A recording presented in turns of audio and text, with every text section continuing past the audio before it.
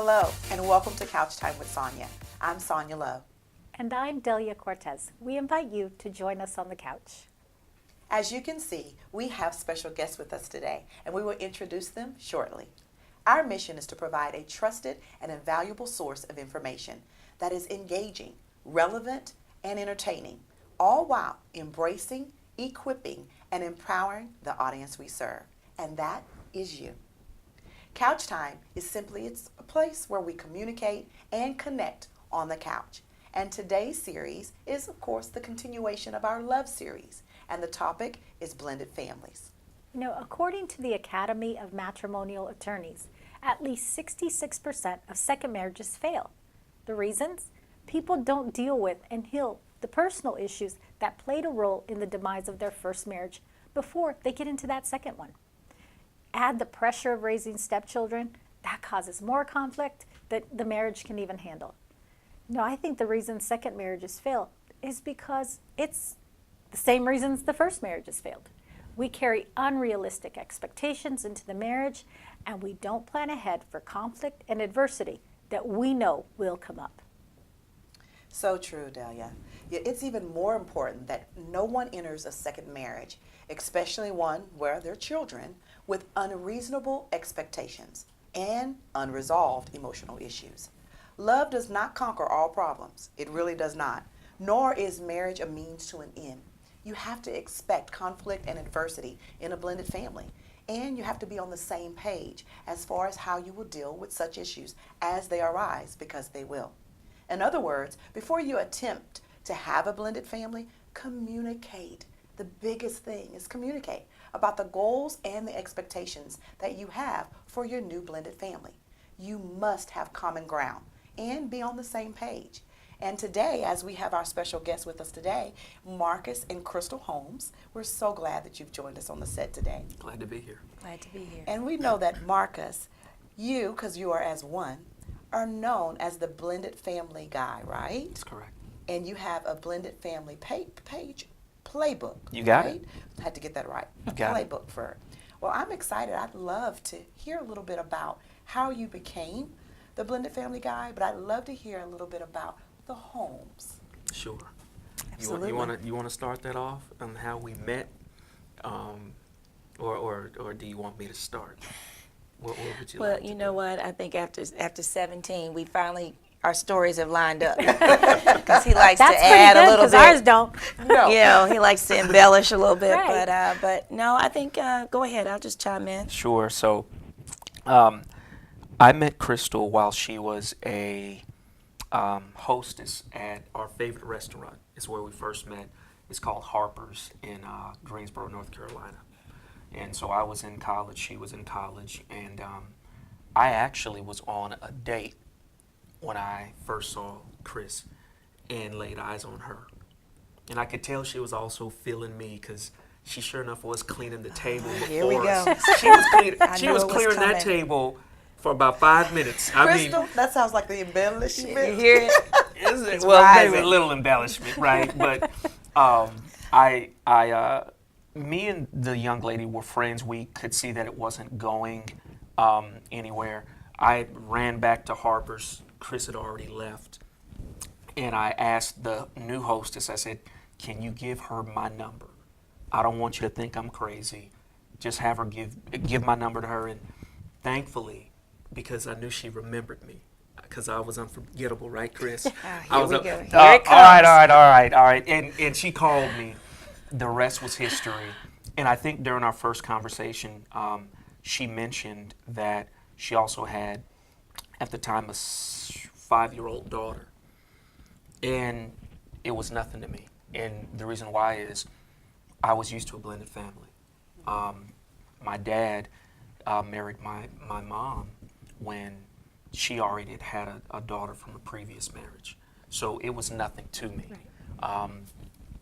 Fast forward, 17 years later, my daughter, Camille, I've never called her stepdaughter, not one time in the history of our marriage and relationship. We have an amazing, fantastic synergy.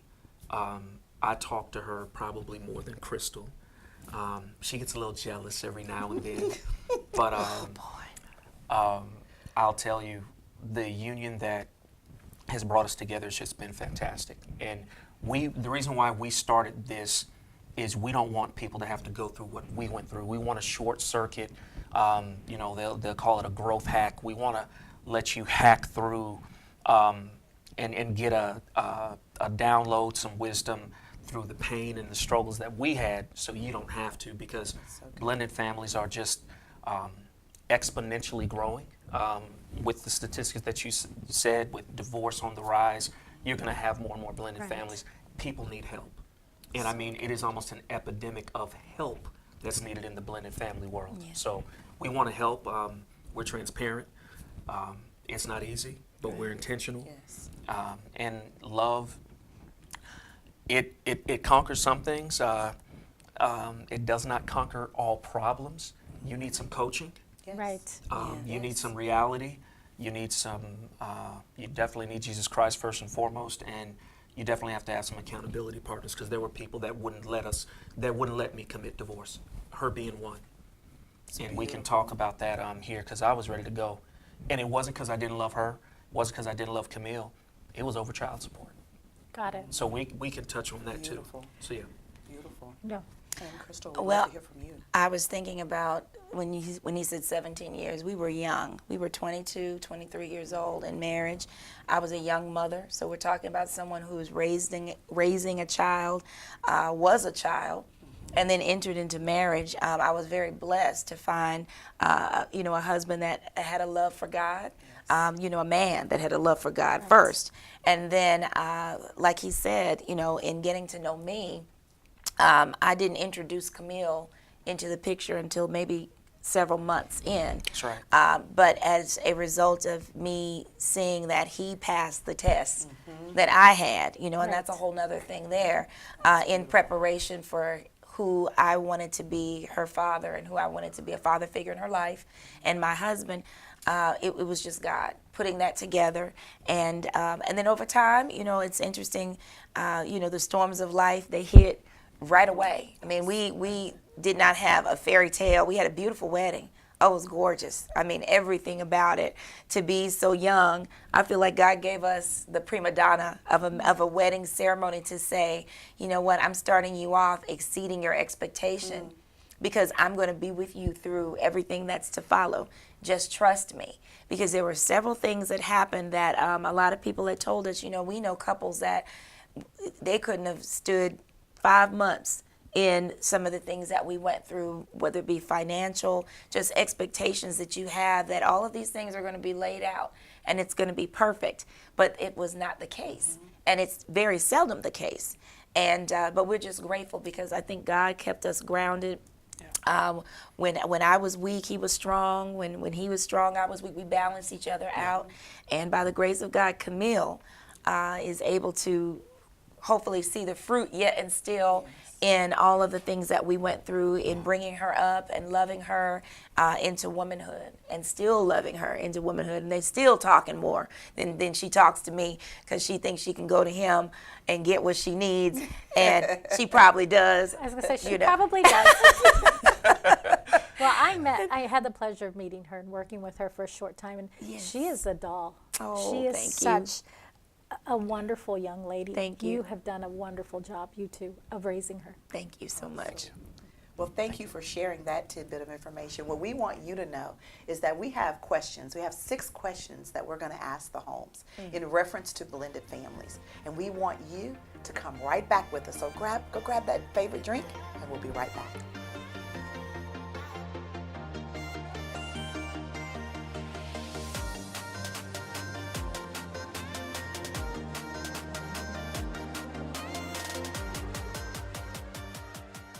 We're back. Before break, we introduced you to our special guests, Marcus and Krystal Holmes. Now we're going to get into the fun stuff. We're going to get into the questions. So get your notepad, take some notes as we continue. You're sitting on the set with us today, and Delia and myself, we're a blended family as well. So we're excited today that we get to be on the set with you because we know we've lived it. And so we're so excited that you're going to be sharing with our viewers how, really and be real and transparent. We're so excited about that. The first question that we have for you, though, is as you're coming together, there's two different households. How did you come together with house rules, trying to decide on how to combine what's important to the both of you and come together on a common ground for house rules? And so I think what we had to do very quickly, Chris established a framework, and I had to realize I'm the guy coming in, right? Her and Camille had been together, of course, from day zero of Camille, and she was 7 when we got married. Is that correct, Chris? She turned 7, so she was 6. She was 6.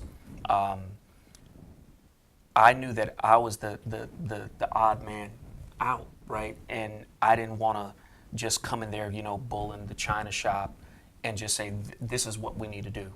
So initially, that was hard, right? Because again, we had great counselors, great marital, premarital counseling, but nothing on blended families. So I had to, and it was nothing but the Holy Ghost. I realized I had to kind of just back down and allow it to happen naturally. Krystal was very gracious to me in probably understanding that, he's new to this thing. Me and Camille have our own rhythm, and I needed to kind of link up with that rhythm. At first, it was a little hard. It was hard, but Krystal was really gracious for me while I was going through my growing pains, because guys, egos, it was rough for me. And let's deal with the fact that he was not only becoming a husband, he was becoming a father for the first time. Yes. Okay, and so I remember at our wedding, like we had a buddy who, he was doing the toast, and he said, "Man, you because Marcus had given Camille a necklace." And so he came to the mic, and you remember he said, "Man, that was beautiful." He was like, "On this day, you became not only a husband, but a father." He was like, "That's amazing." And so when you think about that, it was really important for him to become someone that Camille could trust. And building her trust was very important. And I think that, like Marcus said, it was an act of faith, that the Lord, without the Lord, I just keep saying again and again, we would not be the way that we are today. And I know that you all can attest to that, can agree. Yes, absolutely. That we had our challenges. I thank God that we had godly counsel. So to start it off, we did, through premarital counseling, have great discussions about how would you do this, or how do you feel about discipline? And there are certain things that you do get a chance to kind of lay out for the child that's currently in your home and for future children. Yes. So it was really important to us that we did that. But then along the way, I think that through our conversations, we knew this is how your mom and dad did things, this is how I was raised, and we had those open conversations. Well, what do you think? And we were always, it was almost like moldable clay. I love that. I feel like that it was not some kind of rugged, rigid thing. Like we were molding every day. It's like, okay, well, maybe we won't do that. And we were changing and we were transforming to what was best. It was hard, though. I mean, you remember the times, because I'm the disciplinarian, right? But in what way? What do you mean by that? So, once I earned Camille's trust, I'm the disciplinarian, right? Right. Chris has a soft heart. Major, our 7-year-old, has Chris wrapped around his finger. So does Camille. All right, she's a great mother. She's a great mother. She's a disciplinarian, but I'm the disciplinarian, right? I didn't mind that, but I had to realize that the way I was raised, it was a little harder, and it was all boys. So Chris had to help me. Hey, babe, she's a girl. She's a babe. girl. Good right there. Babe, Yeah. babe, you're coming a little hard. Yeah. Your dad was Command Sergeant Major Holmes. Yeah, and it was, and she really helped me, and she still does to this day. Yeah, babe, you probably could say that a little better. She's a girl. She's softer, and that's where she's really helped me. So that's how we managed it. It was hard sometimes, but Chris, I appreciated her holding me accountable for raising our daughter That is so together. good. Yeah, I think what I heard more than anything is they were willing to learn together. Yes. Is what I heard more than anything. And you know what? I know he said he was a disciplinarian, but I really feel like I didn't put it on him. I feel like, how like you hear some people in their relationship, they're like, he did all of this. No. I feel like the way we operated is it gave freedom for the best of each of us Yes. to operate. There were times when I was able to give a firm word. You know, I think about in Proverbs when it talks about the law and the wisdom of your father and the law of your mother. You know, I think with him there were times when he gave instruction, and when he gave a law or I gave an instruction, and he laid it as a law. That's what I'm trying to say.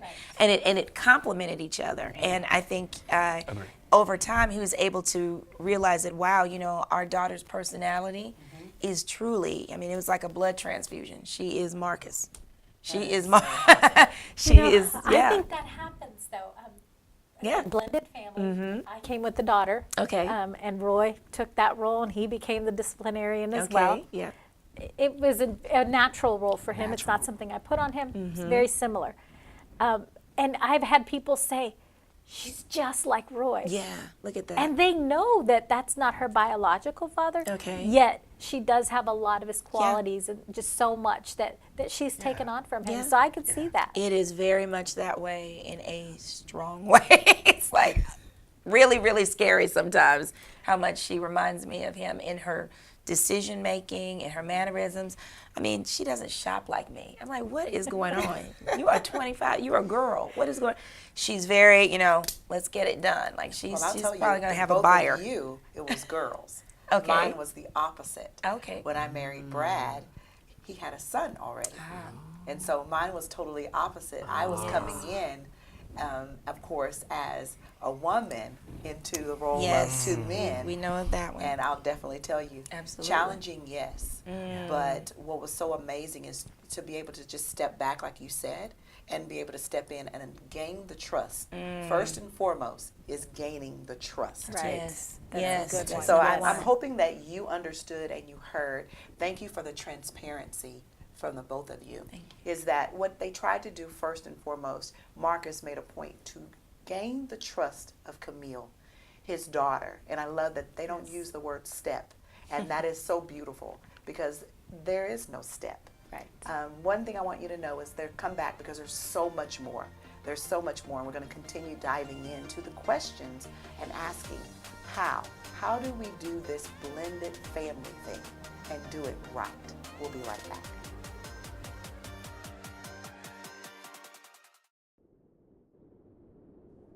And then there was life. Born to color outside the lines. Born for such a time as this.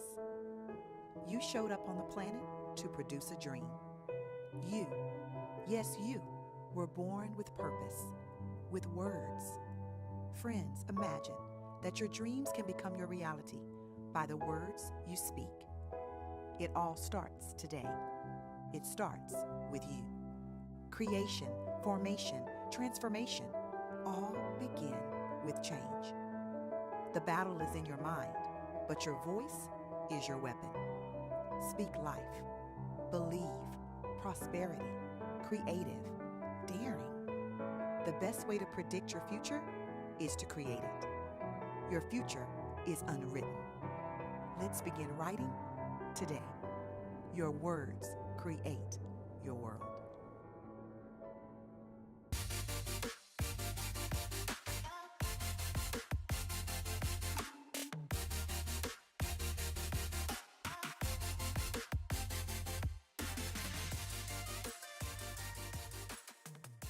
We're back, and we're continuing with Marcus and Krystal Holmes on the blended family.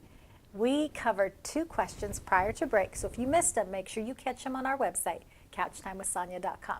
So Sonja, what were the questions we covered? One was talking about coming from 2 different backgrounds and actually blending together, and how did you handle, discipline? And that was awesome. Thank you for sharing that information and being so transparent because, you have 2 different parenting styles and you had to come together as one. So we thank you for sharing that. And then also being on the same page. How did you do that was awesome. Running 2 different homes, raised in 2 different ways, coming together as one. So we thank you for that. Hope you got valuable information on that. We're going to move to our next question. Our next question is, I know there's conflict. Because we know that the honesty of it all is blended families, there are conflict. Yes. In any family, there's conflict. So did you set up regular time to sit down and discuss conflict or disagreements. How did you do that? Yeah, so, you know, a blended family is formed out of pain, right? Any blended family is formed out of pain because if it's a failed relationship, a marriage. So if you're not knowing how to manage conflict coming in, you're going to have problems. The good thing, and I don't know how we came about this, Chris, I think she was more of a mediator when we started the relationship because I always hear her talking about when she was in school, the school she was at, they had mediation.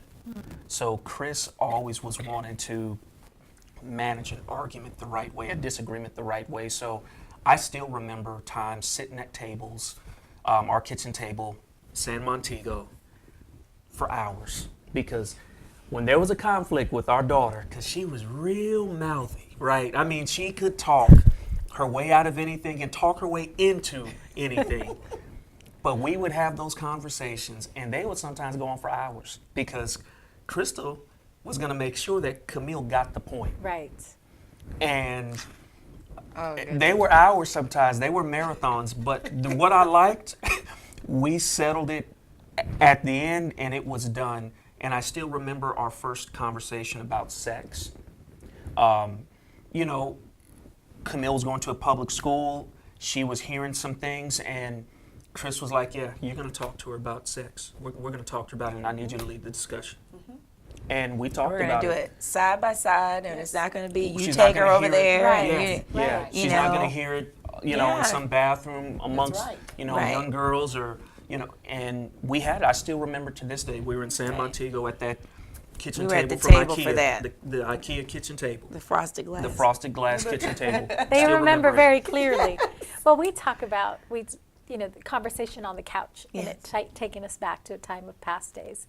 But that kitchen table, Yes. it's that Oh, kind of yeah. conversation. We went from the kitchen table to the couch. So then most of our humorous times and I'll say the extended times when he says hours, that was Okay, at the the couch hours. because I would we did everything from role Role play. playing. If there was a computer over there, you know, I might scan a picture. Oh boy, especially those sex talks. Scan some of those pictures and see what'll happen when you. Right.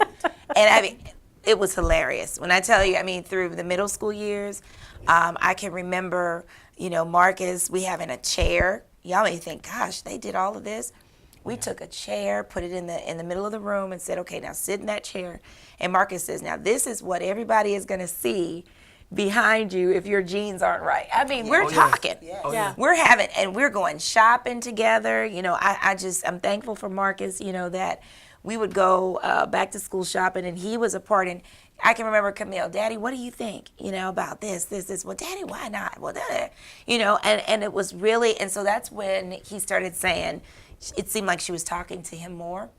But with God, I mean, yes, to me, I would always clown and say, oh, you know, she doesn't ever talk to me. But really what the Lord started showing me is that this is the moment in time where you want this seed that he's about to plant in her heart to be able to take root. Right. So what I did was I was beginning to step back, and I realized that season lasted for quite a while. It was maybe about, really I think of a window of between 13 and 17. Primarily where, you know, I might have at times looked like, you know, I was the enemy just because, you know, I'm the other holder of estrogen, you know, in our home. right. That's very And so it goes down like that. It really does. Yes, But then what absolutely. I realize is during those times, instead of her running from us, it was a thing of, okay, I hear you, Mom. All right, Dad. But I said, you know what, I'd rather her go to him than to go to someone else outside of good, our Krystal. home Yeah. to get safety, console, and comfort. You know, but he's always been just that that person that could be really real and transparent with her as a young woman, a young lady growing up. And I just encourage all dads, you know, it's so important, you know, that you don't step away, you know, just don't be afraid because she's a girl. She needs you more than ever because her affirmation in Right. life to this day, as she's a woman waiting on her husband, is because of his model. So she looks at that, I love identifies that. to that. I love that. It's beautiful. I saw my daughter take my husband to buy her wedding dress. for those reasons, because that was her voice. That was who she went to. I would It be a was puddle on the beautiful. floor when that happens. You will not be able to get me up. It'd be ridiculous. Well, So you, it was yeah, awesome. you took us right into the next question. Oh, great. Yes, so the next question is, Okay. what can you do as a family to help the bonding process? Oh, you know, I think what we did, we would role model. We would see things on TV shows, and we would adapt them to our home life. Like there was one time when Camille was, and we loved our daughter. So when Camille sees us, she knows we love her, and we're just using some of these examples because they were funny, and she laughs about them. But there was one time she wasn't cleaning up her room, and we were just tired of telling her. So she walked in from school one day. I took the door off the hinges, put the police tape that said, you know, Caution. caution, you know, can't pass. And we had, everything was in her room, but she Bought couldn't go in. bins. Well, then She one couldn't time we go in. bought bins. Remember that when we did the bins? We had like the big, you know, plastic bins, but the big ones. We went in and just cleared it out. So one day she And made her came wear in. a I think it was uniform. just a mattress in there. With mattress, and all she could wear was a uniform for I think about a month straight to school. Well, and the whole point of it is that we learned, you know, don't just if you're gonna establish discipline, don't just do it just because you're the parent and you're, you know, like I've got to just force it down. But do it and let it be that, you know, it has a good, so that it has a good effect, you know, because of what has happened. So we were always looking for things that would directly impact what was going on. And a lot of times, you know, because I'm a creative person, so I would bounce it off of him, and next thing you know, he's like, he would add something to it, and then we would just have make it total fun. agreement. I hear the word And fun. Yeah. It was Fun. weird. Yeah. She didn't like, You know, and it but was, she you couldn't help know, but laugh sometimes because it was it could have been like, you know, if you just think of, you know, all these shows that we talk about growing up watching, the morals that we learned from watching these families play out before us.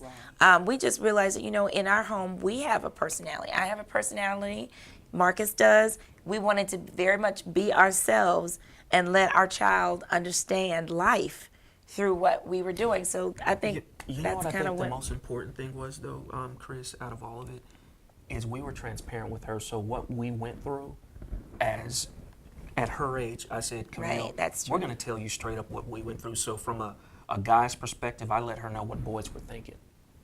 Oh yeah. That's why she gets, most guys, they don't get too much slack with my daughter because she knows how guys think, because I told her how I used to think. And he'll tell her to Very watch. transparent. Like, watch, we'll go out to eat. We might be at the movie theater. And remember that time we went and you told her, look at this guy walking with the girl, and notice how he was, you know, did he wait on her? There are certain things. And so her eye became a little bit more expectant of, oh, okay, these are certain things that I should require. And so that kind of was, I think, something that built up, you know, and I had to kind of calm her down when she went to college. I was like, look, you're going to run them all off because you're wanting a steak, you're demanding it. No, I'm just kidding. But no, it really, I mean, but you want that. You do want, in this hour where girls, I believe our young ladies are reducing their value. You want there to be this idea of, I know who I am, I'm confident, and I know that when someone finds me. Yeah, what a beautiful way for that bonding to take place.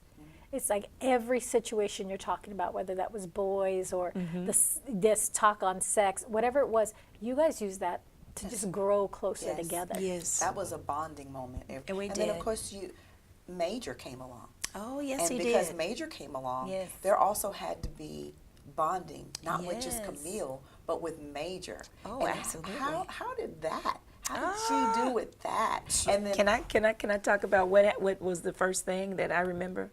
Sure. Camille said, well, what about me this year? Because you know what? It was her senior year. So she had gone through all of this time, and all of that focus was on her.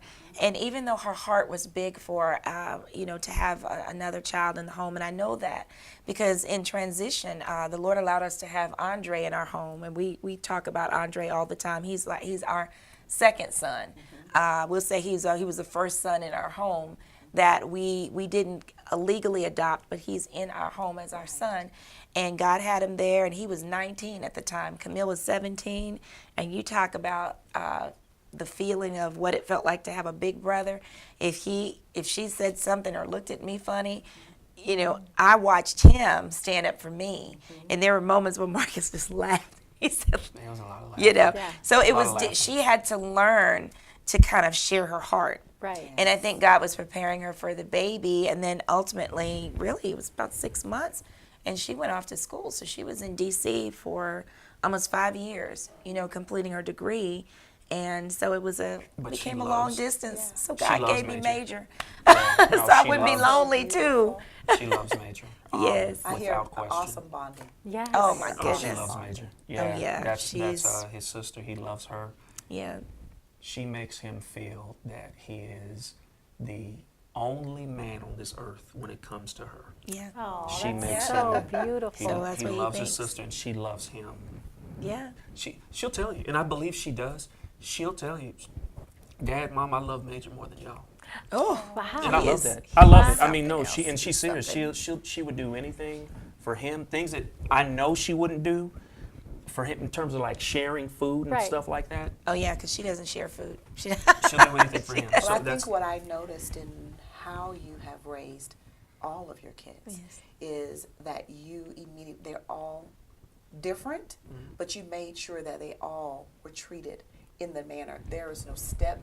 Everybody was Yes. mom and dad. They were put on the same playing Right. field. Right. Well, and that's I so think important. that's what's beautiful. Yes. You know, so I'm hoping that you're gathering just how they did in their home, and tell you today, successful. Not only that, he's going forth and coaching. The Yes. both of them coach together to Yes. help blended families. Right. And so there's more coming. We'll be right back.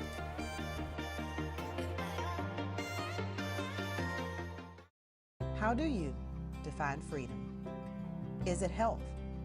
The ability to call a board certified physician 24/7, 365 days a year. The ability to eliminate all future copays. Is it wealth? Cut your years to mortgage payoff by more than half and save hundreds and thousands in interest on mortgage, car, and other loans. Is it the gift of college scholarships for every child? Earn guaranteed scholarships at more than 360 private colleges and universities in 45 states. Or simply, abundance, time freedom, the perfect opportunity at the right time. It's all of these and so much more. We are looking for leaders, and freedom is calling. Join the Trivesta movement.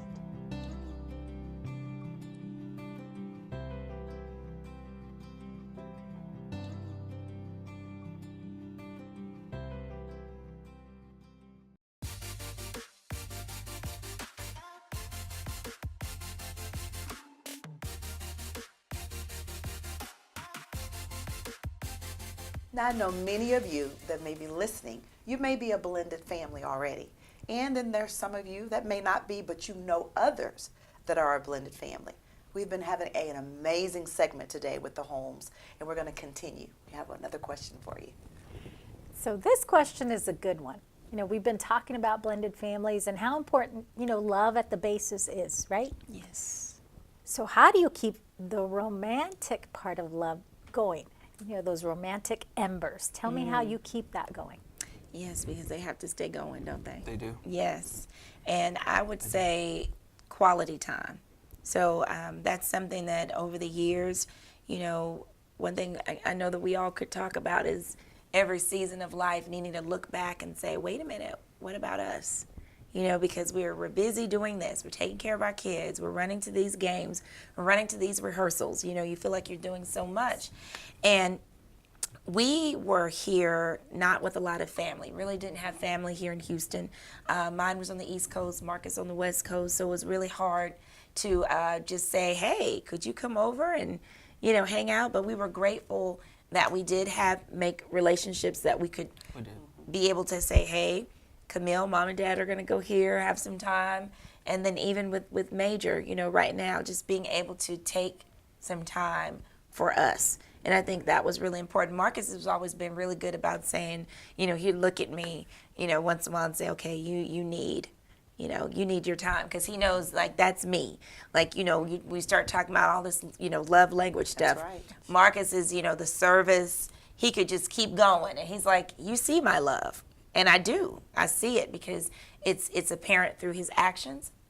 But then me, I'm all about when you just sit under me. Like, you know, times when I don't feel well, or, you know, Marcus knows, like, I would be laying there and he, what are you doing? And I'm like, just touch my hand, just hold me. I know it's weird. I just see myself being one of these elderly people, and that's going to be my love language, where you just come up to me and you just hold my hand. But that's and not I weird at feel, all. It's yeah, not, but it That's makes me laugh actually 'cause an it's actual love language. It's a language. It's Yeah. physical touch. and physical touch. So that's me, and then also just the quality time, you know, of just, you know, sometimes I would say, honey, you know, I really do not feel like getting dressed up and going.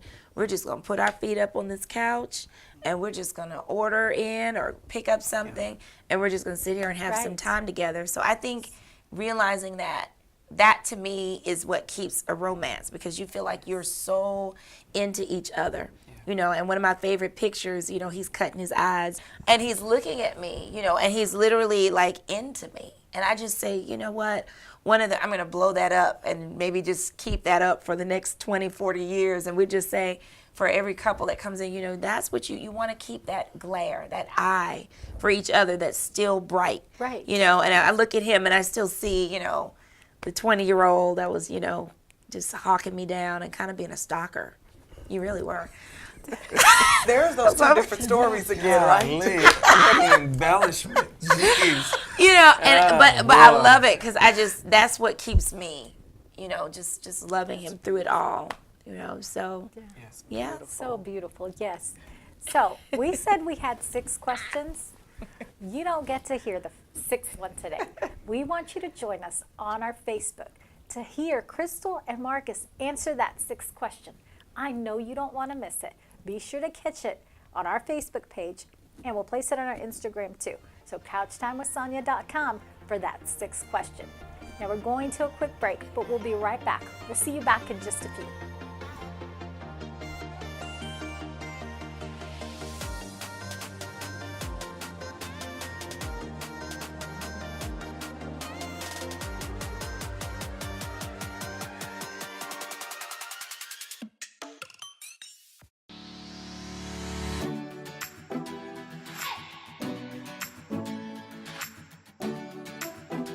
Connect with fellow millennials, creatives, professionals, and entrepreneurs within the all-new millennial community.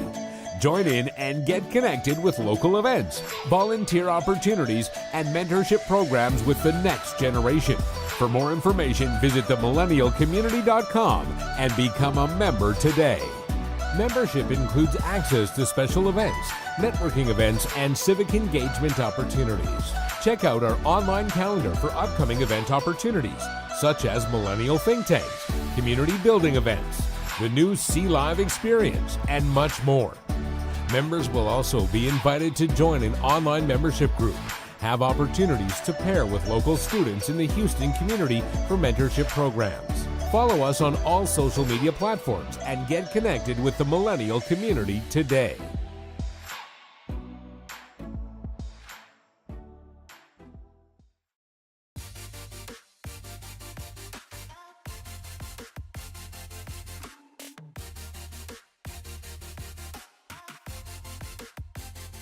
It has been so awesome today.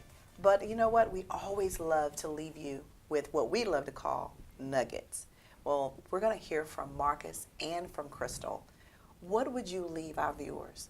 Ones who may be in a blended family now, or ones who may be stepping into a blended family.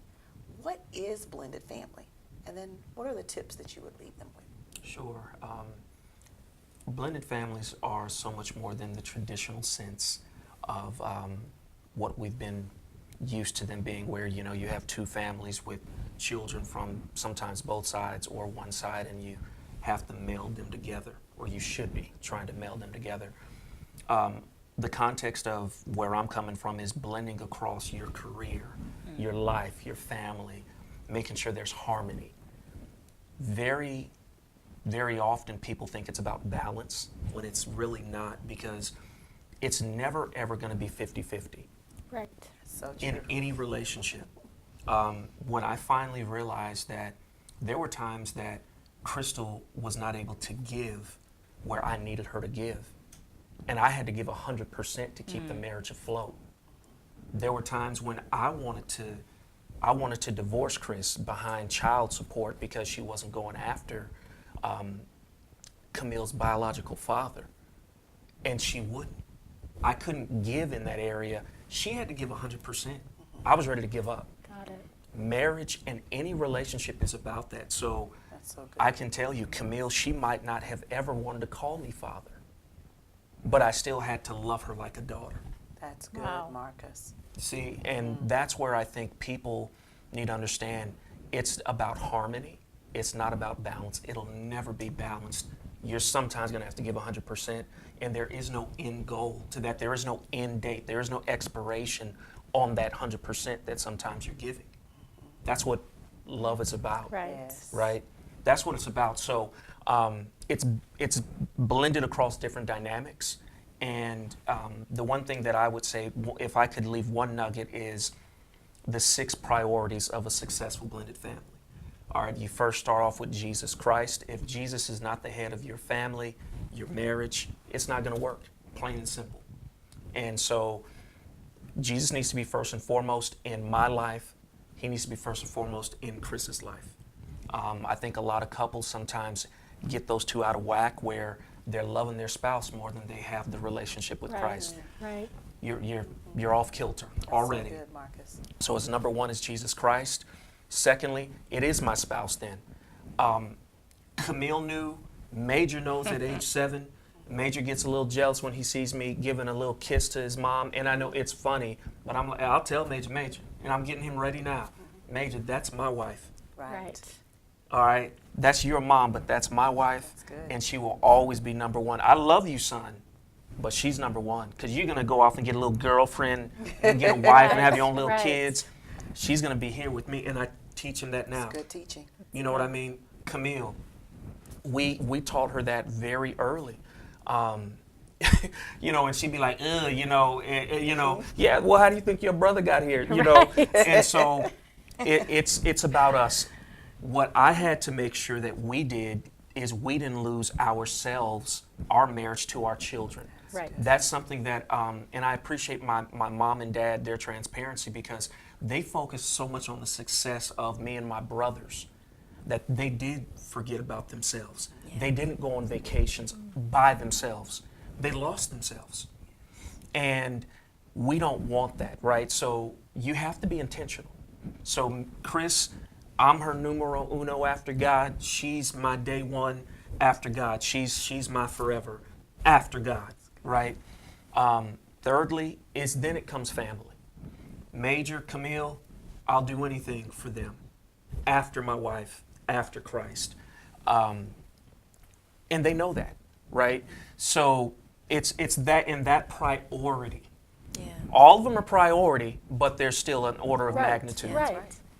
And my children know that. Then comes work, right? Then comes the Tap onto career. that. Now, Sonja, Delia, see, this is where I had it messed up and where I caused great stress on our relationship, our blended family early on, is I was given so much time to being a volunteer at my church That's good. that I was losing my children. Right. That's So so how good. can I, how can I gain the world and lose my family? That's so good. That's real talk. That's Yes. real talk, Yes. right? And I loved my church, loved the serving, but I had a family, and I was forgetting about them in my service to the Lord, right? And Lord said, don't say this for me. Right. Yeah. The priority is your family, and so Is I it Miles think Monroe that said he said, Ecclesia? He said that's my bride. Yes. right. You Right. take That's care right. of your own. You take care of your Yes. family. Yeah. I'll take care of So mine. good. Yeah, Right. that's my Right. bride. Wonderful. And any pastor, especially Pastor Brett, Pastor Eric Anderson, who we're serving at his church now, they understand that unequivocally, and I wouldn't be a part of any ministry that didn't. Right. So one, it cannot become family cannot be put after your community service, right? Because that's the community. That's you advancing the kingdom of Christ. after family, and let me say this as well. We have a blended family in another dynamic. We have Krystal's mom. After Krystal's grandmother at age 102 passed away, I told Chris, I said, she's my mom as well. And she likes me better. She likes me better than Krystal. And she do anything for me, right? So I told Chris, let's move her down. So her mom lives with us. And that's another So more blended, yeah. More blend, right?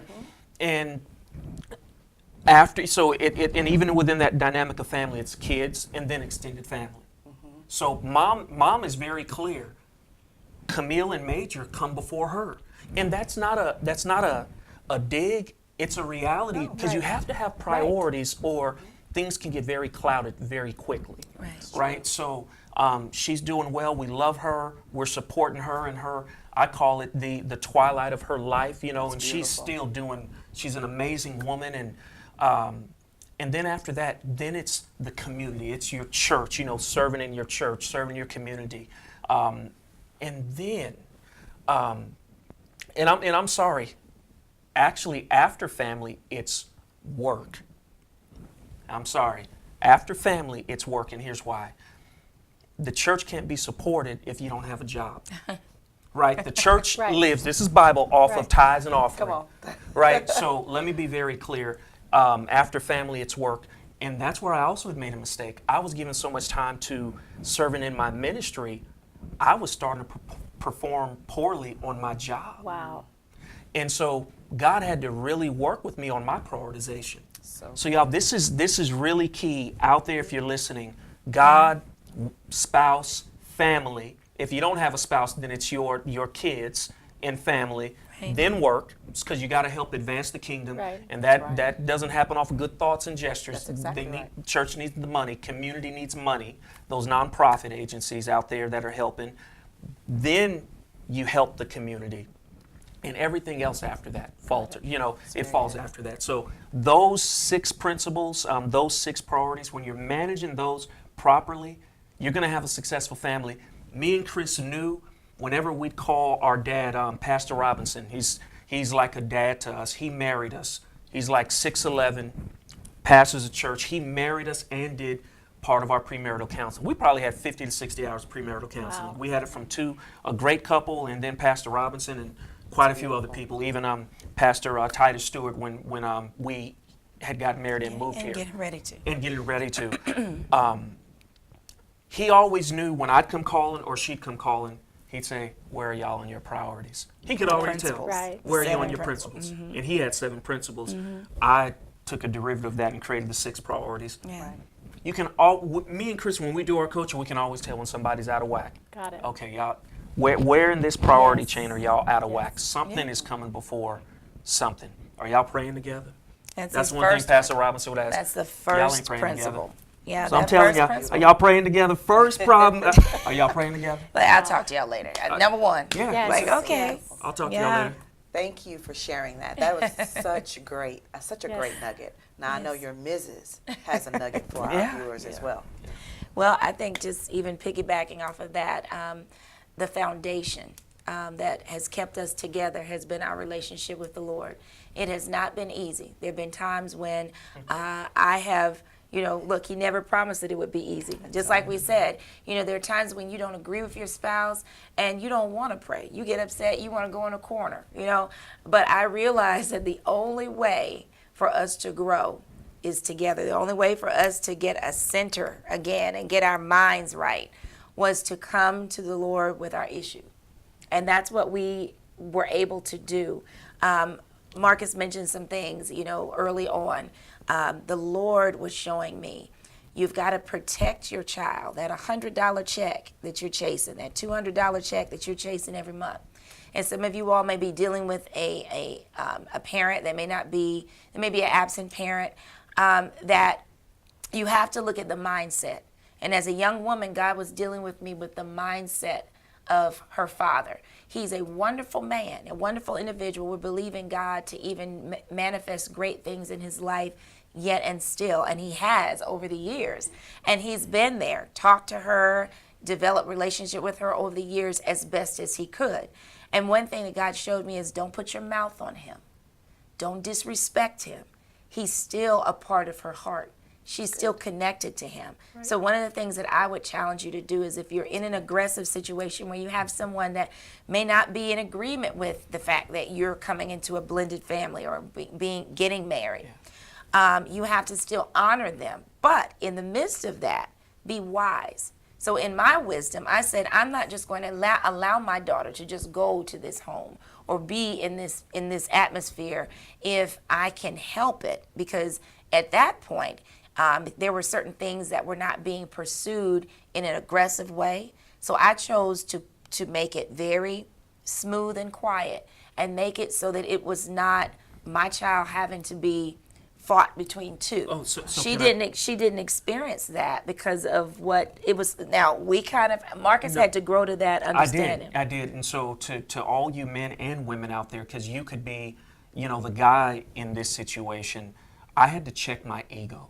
So on whatever side of the coin you're on, male or female, the husband or the wife, you have to check your ego. And if you're the spouse that has the children and you know what's best, you sometimes have to dig in because that your spouse might not be mature enough to understand the ramifications and the repercussions of going after child support. Y'all, I'm just going to tell you, parents, do not chase the dollar more than you chase your children. And if the dollar's all you're concerned about for child support, God will make provision for you. And I'm telling you, we got laid off. I got laid off 3 or 4 times from engineering jobs. I have an electrical engineering degree. I got laid off several times. But because I finally, after Chris dug in, and I'm so glad you did not give in, Chris, to my demands to go after the child support. I was going after the child support because I'm trying to survive, right? So I'm just letting you know, don't go after the child support more than you go after the heart of your children, the sustainability of your marriage. Yes. That is so beautiful. And we watch God multiply our finances. He will always exceed your expectation when you put your trust in him. So I think but Marcus, what's his love language? It's service, it's providing. So when things began to become rocky with the economics of what was going on in corporate America, what do you do but say, well, we could be using that. We could be doing, but I knew that the ramifications of us doing that would mean that we would lose a part of her. I was trying to raise her a certain way. We were trying to raise her a certain way. And I think that those are the types of things that families have to consider. Yes. If you're not in a place where you can sit down, and we actually interviewed a couple, it blessed me so. We interviewed a couple that they were so amazing. They were able to come together with the other family, and they were able to raise their children in love. And if you're not there yet, you've got to be the Holy Spirit for your child. You have to be the governor of that relationship and make sure that you do right by them. Well, this has been just so amazing. I thank you so much for just sharing your heart. And Delia and I, we just know, as us walking through, 25 years? 25 years almost. Right. And That's awesome. 28 years almost here. Okay. Being Come a on. blended family, it is possible. Yes. It is possible for you to be a healthy and sustainable blended family. Yeah. You just have to put the work in and the time. I know you've probably been watching and you've heard us share about the Lord and you've heard us share about God. If you're watching and you're wondering, okay, who is this God? And they've talked about the Lord and you don't know, nor do you understand, don't worry. Make sure you go to couchtimewithsonya.com. Send us an email. Ask us questions. And Delia and I are here, and we're here to help answer any of those questions for you. We thank you so much for joining us this week. And remember, at Couch Time, what do? We communicate. God bless you, and have a wonderful week.